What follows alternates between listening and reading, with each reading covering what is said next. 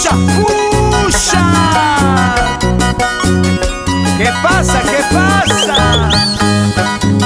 Así, así, así, así, así. ¡Ey, ey, ey, ey! A mi huancaína le gusta el guayno que canto yo. A mi guanuqueña le gusta el guayno que canto yo. Cuando yo canto mi guaynas le gusta mucho mejor. Cuando yo canto mi guaynas le gusta mucho mejor.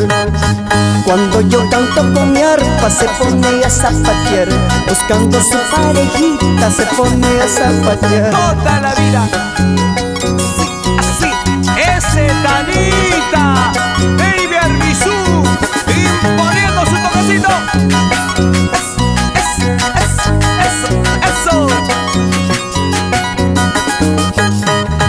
A mi cusqueñita le gusta el guayno que canto yo.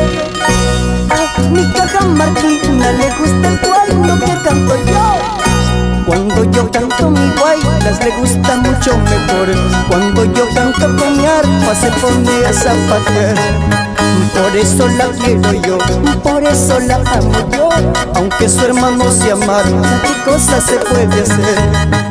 Por eso la quiero yo, por eso la amo yo. Aunque su hermano sea amarga, ¿qué cosa se puede hacer?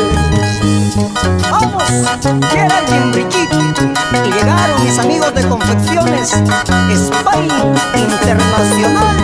Por eso la quiero yo, por eso la amo yo. Aunque su hermano sea amarga, ¿qué cosa se puede hacer? Por eso la quiero yo, por eso la amo yo. Aunque su hermano sea amarga, ¿qué cosa se puede hacer?